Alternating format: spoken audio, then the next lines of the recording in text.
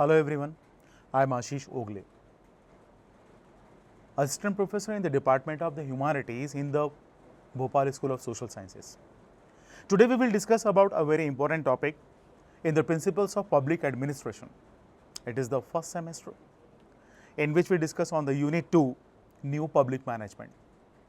Earlier, you do have one more video on the introduction of the new public management earlier. So you can go through, and today we will discuss in this session about the anti-goals and goals of the new public management. So new public management, as I already explained in the earlier video, is the very new approach introduces in the study of the public administration. So in the same line, there is some of the very important kinds of the anti-goals, and the goals are actually presented. Anti-goals means very simple.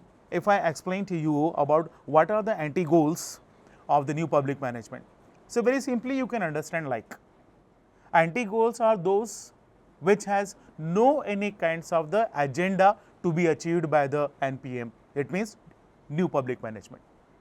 And the goals means very simple, a particular agenda to get achieved. So what are the anti-goals and what are the goals? Today in this session we will discuss about. So let's see, I am just going to discuss first about the anti-goals of new public management.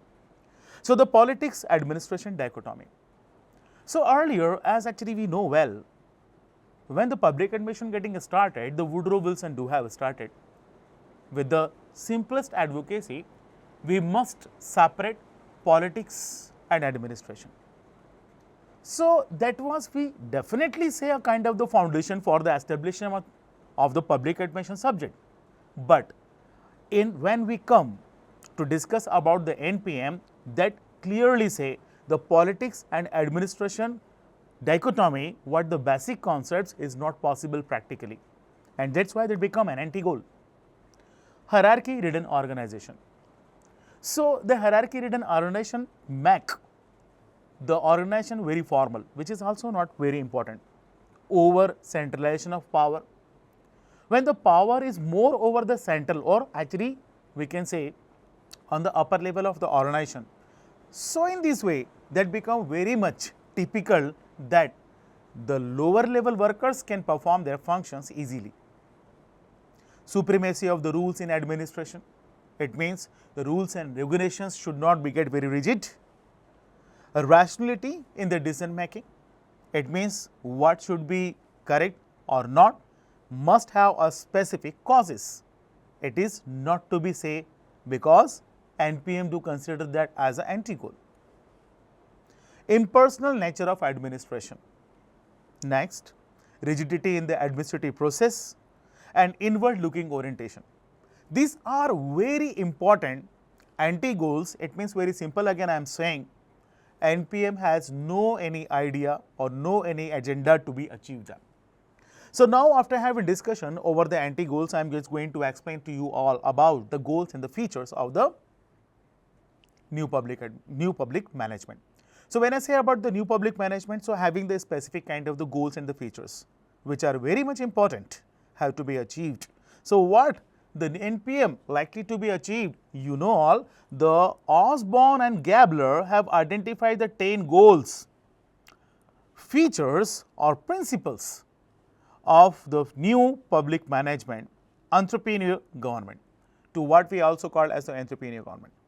So basically what they are trying to just say, it means very simple, what are the 10 goals? One by one, I am just going to explain to you all, among them are very important features. The first, they are speaking about the Catholic government. Catholic government means a kind of the very important kind of those governance in the government which do not participate, okay, but trying to inculcate those elements into the society and economy by which they can slower the process or increase the process. Let's see here, go with the running matter. The government should concentrate on catalyzing the public sector, private sector and voluntary non-governmental sector into action to solve the societal problems and not just on providing the services. Thus, the government should engage itself in the steering rather than ruling. It means giving the direction to the society and economy instead of have the part of the society or economy. That is the catalyst government. I am continuing with the goals and features. Let's see here the second one, that is community owned government.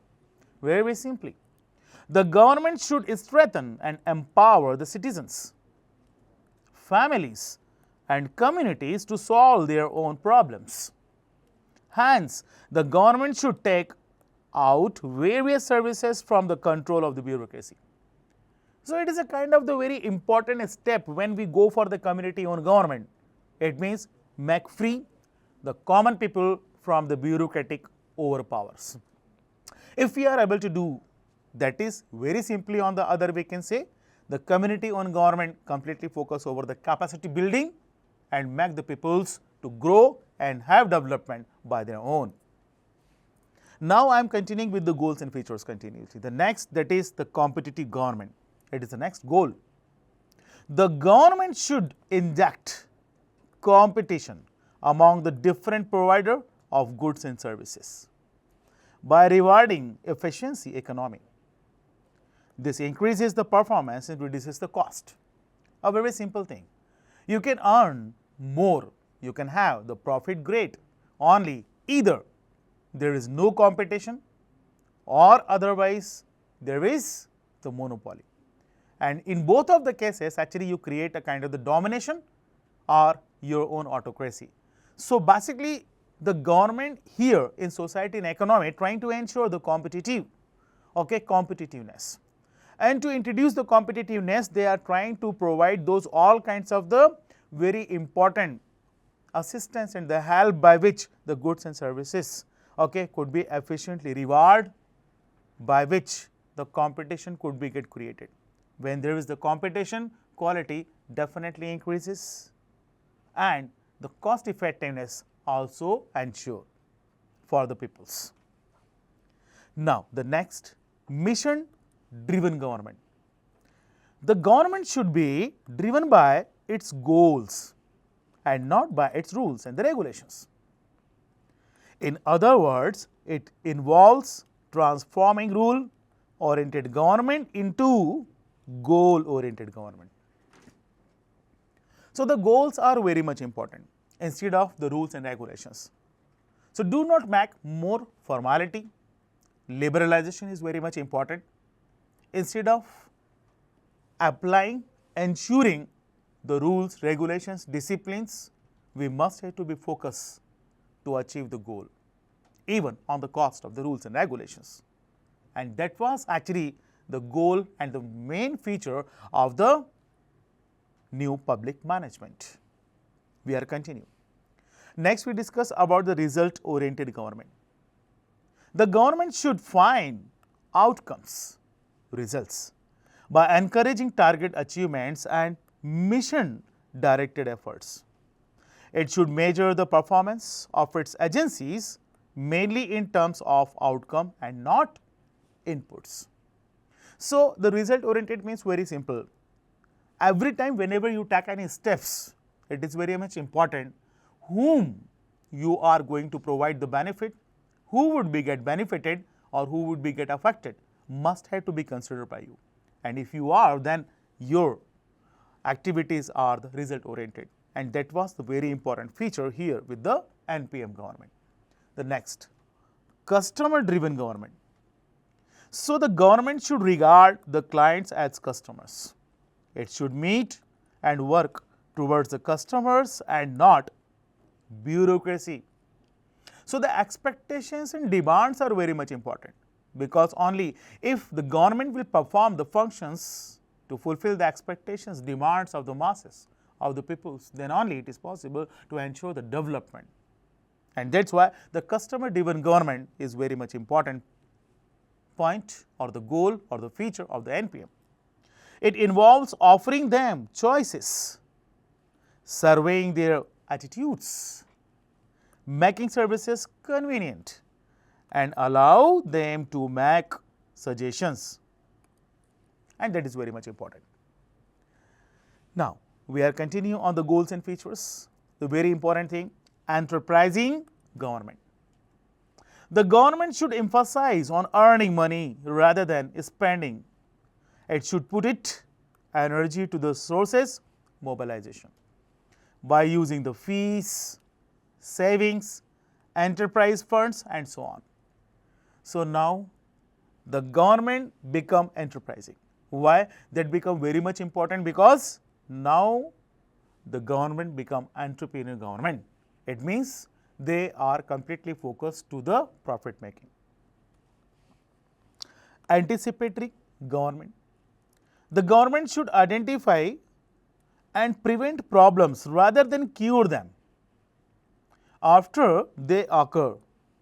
Thus, the government should prevent the needs from the arising in first place and not just deliver the services to meet ends. A very simple old notion. Precaution is the better than cure. So, the anticipatory role of the government is also trying to ensure the same.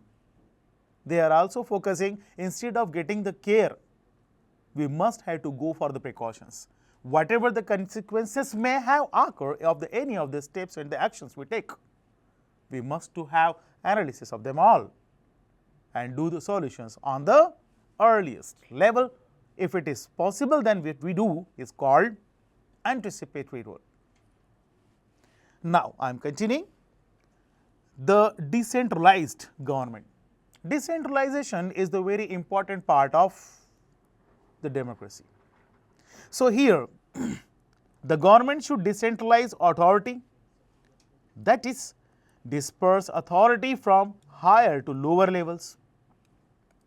It involves a shift in the working pattern from the hierarchical control to participatory management and teamwork.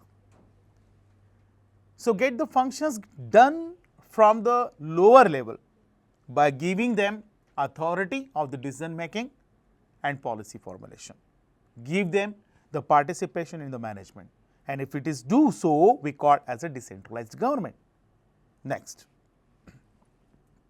the market oriented government.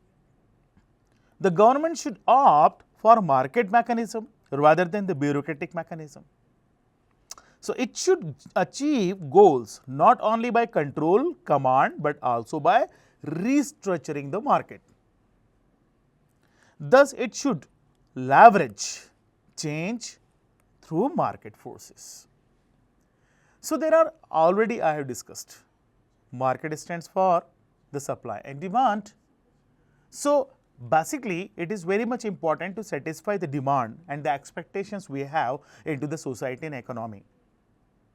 Every citizen and the residents of the country be considered as a client, and we consider them and provide all services accordingly.